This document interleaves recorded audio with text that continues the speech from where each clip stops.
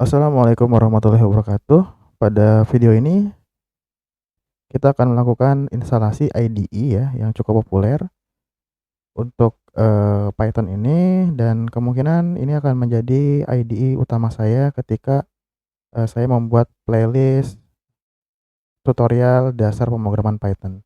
Namanya adalah JetBrains PyCharm. Baik, kita cari saja di pencarian. Kita ketik namanya PyCharm. Baik, kita buka si situs JetBrains-nya, kemudian kita pilih download. Baik, di sini ada beberapa pilihan ya. Karena saya menggunakan sistem operasi Linux, maka si JetBrains akan mengarahkan kita ke bagian tab Linux. Mungkin bagi teman-teman yang menggunakan Windows maupun Mac, ketika teman-teman membuka PyCharm ini, maka langsung diarahkan dengan sistem operasi yang teman-teman gunakan untuk saat ini. Di sini ada dua edisi ya, atau versi. Versi yang pertama yang profesional. Nah, di sini ada informasi dapat digunakan untuk kegiatan saintifik dan web Python development ya, dengan HTML, JavaScript, dan tentunya dengan dukungan SQL atau bahasa SQL. Sedangkan untuk yang versi community ini pure atau murni untuk kegiatan atau development Python saja gitu ya. Ya pasti ada pembedanya ya antara yang open source atau gratis dengan yang berlisensi ya atau berbayar di sini. Kita bisa melihat di bagian system requirement, ini penting ya untuk mengetahui spesifikasi komputer kita gitu ya. Nah, untuk sistem requirement-nya di sini desktop environment-nya menggunakan GNOME atau KDE desktop. Tapi saya di sini kebetulan menggunakan bukan kedua desktop environment ini, melainkan menggunakan XFCE sebagai desktop environment-nya. Kemudian untuk minimum RAM-nya 2 GB, ini sangat minimum. Direkomendasikan 8 GB. Berarti cukup memakan resource ya atau sumber daya ketika kita menjalankan PyCharm ini. Dan space untuk hard disk-nya minimal 2,5 GB dan sangat disarankan untuk menggunakan solid state disk atau SSD.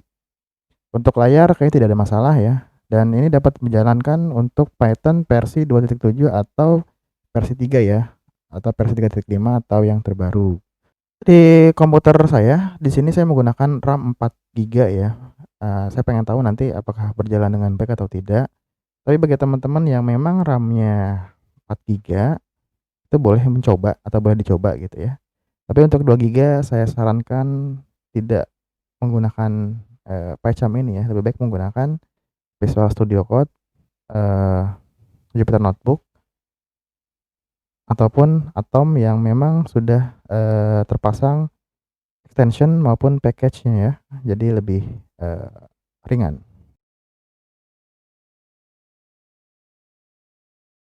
Untuk versi yang terbaru tentu saja 2020.3, tapi di sini saya menggunakan yang 2020.2 saja ya, hanya berbeda titik saja ya. Sedangkan versinya sama-sama versi 2020 dan rilisnya di sini tanggal 2 Desember 2020 untuk versi yang 2.5 ya.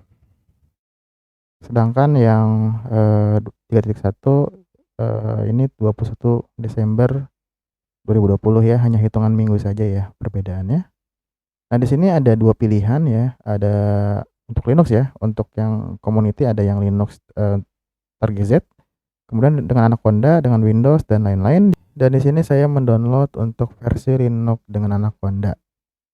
Oke, kebetulan saya sudah mendownloadnya tadi ya. Dan ini filenya cukup lumayan besar, jadi saya langsung saja ke bagian file manager, kemudian pilih menu download dan ini adalah hasilnya ya. 2020.2.5. Oke. Sekarang yang perlu diperhatikan adalah mengekstrak si file PyCharm community ini ya. Caranya kita klik kanan saja di terminal atau konsol. Mungkin Kegiatan ini sangat cocok untuk teman-teman yang menggunakan Linux, tapi untuk yang menggunakan Windows, lebih baik di-skip saja videonya karena untuk Windows sangat mudah sekali dalam melakukan instalasi si JetBrains PyCharm ini. Baik, sekarang kita pilih ke menu download ya. Sekarang kita lihat di sini ada, kita LS dulu ya. Sekarang kita lihat di bagian PyCharm sudah tersedia yang warna merah, ini merupakan file yang sudah di-download sebelumnya di situs jetbrains.com itu. Kemudian kita ekstrak dengan perintah sudo tar zx fv, kemudian nama filenya PyCharm, kemudian dash bintang, karena terlalu panjang saya gunakan dash saja, bintang, kemudian titik, ekstensinya tar titik gz, kemudian kita copy ke direktori home, kemudian Nopianto. Oke, masukkan passwordnya dan ini sedang melakukan proses ekstrak ya.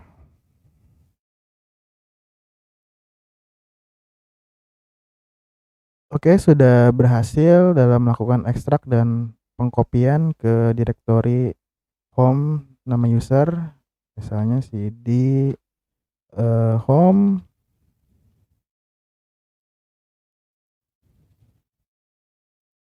Oke, di sini sudah muncul PyCharm Community Anaconda yang ini ya. Kemudian kita ke folder atau direktori itu dengan cd PyCharm seperti ini. Kemudian kita masuk ke cd bin. Oke, kita ls lagi. Di sini kita cari file pycharm.sh dengan titik slash pycharm.sh.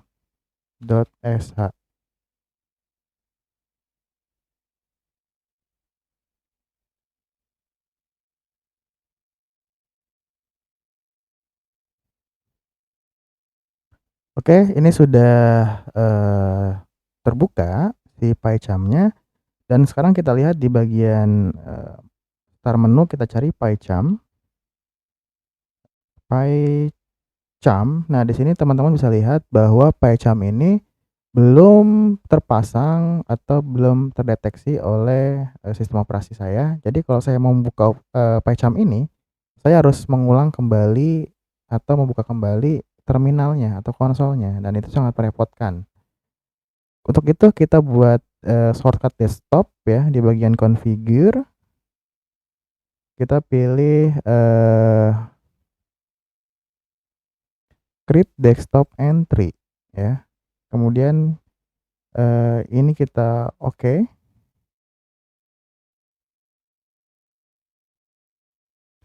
Oke, sekarang kita cari di sini apakah sudah ada. Oke, sekarang sudah terdeteksi ya. Di sini jadi saya kalau mau buka PyCharm tidak usah menggunakan atau memanggil terminal lagi. Baik, ini saya close.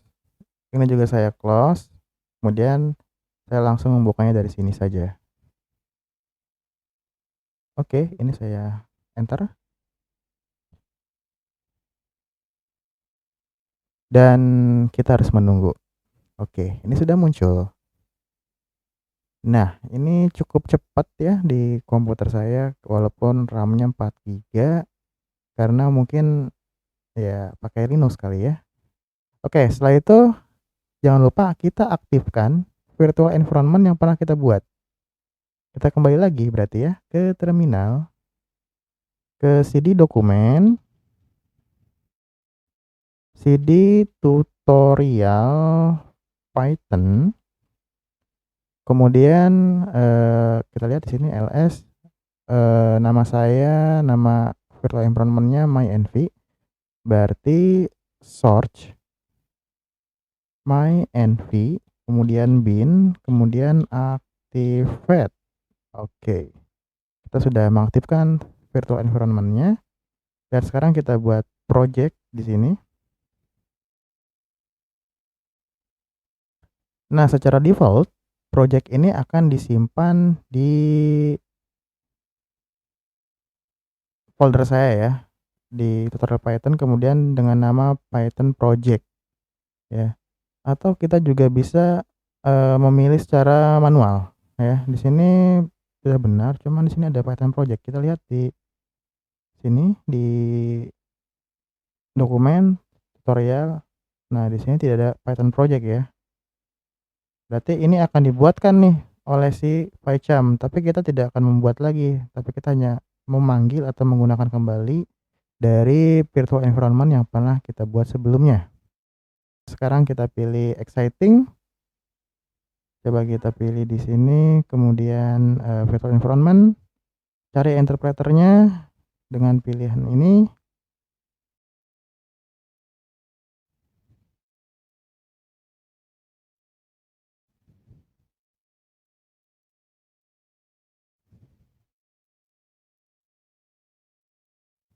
Oke, kita pilih Python 3, kemudian oke. Nah, di sini kita sudah memilih exciting interpreter Python 3 MyEnv ya. Nah, jadi caranya seperti itu. Kemudian untuk create main.py-nya ini kita hilangkan saja centangnya agar kita tidak dibuatkan file main.py ini. Kemudian kita pilih create ya, kemudian create from exciting source. Oke. Sekarang sedang melakukan indexing ya biasanya.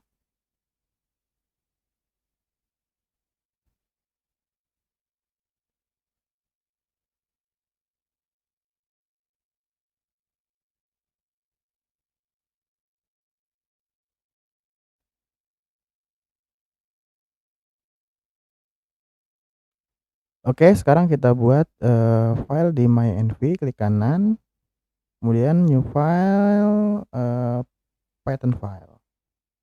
Kemudian kita pilih namanya test dot, enggak usah pakai .py ya, di sini sudah dibuatkan otomatis.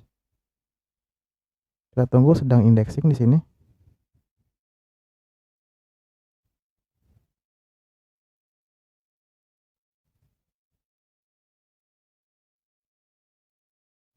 Oke, kita lihat di bawah sedang indexing modul di virtual MyEnv.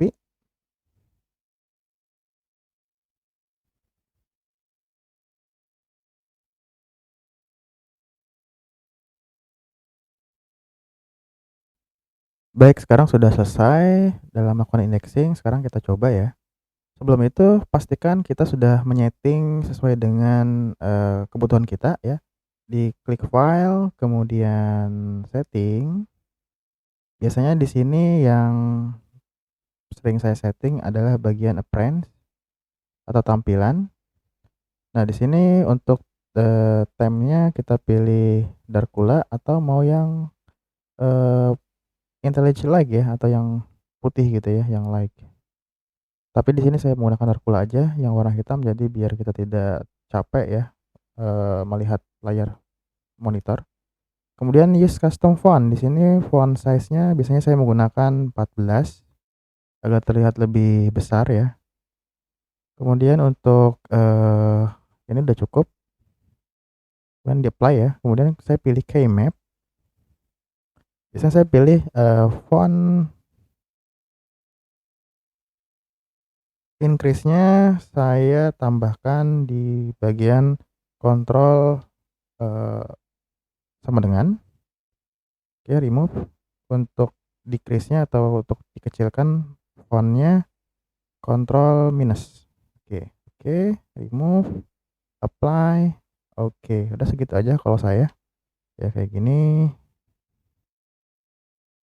Oke, nah untuk jenisnya tadi saya kelupaan, ada yang ketinggalan. Coba di bagian appearance, kemudian editor, color scheme. Saya pilih Monokai scheme ya. Apply, oke. Nah, jadi biar terlihat lebih dark, saya perbesar. Oke, sekarang print halo. Wah, ini banyak sekali L-nya. Halo dunia. Ya, untuk menjalankannya kita klik kanan, kemudian run. atau menggunakan shortcut Ctrl Shift F10. Nah, seperti ini ya, kita sudah berhasil menggunakan, eee, PyCharm Community atau yang free dengan mengintegrasikan dengan virtual environment yang pernah kita buat sebelumnya. Mudah-mudahan bermanfaat. Wassalamualaikum warahmatullahi wabarakatuh.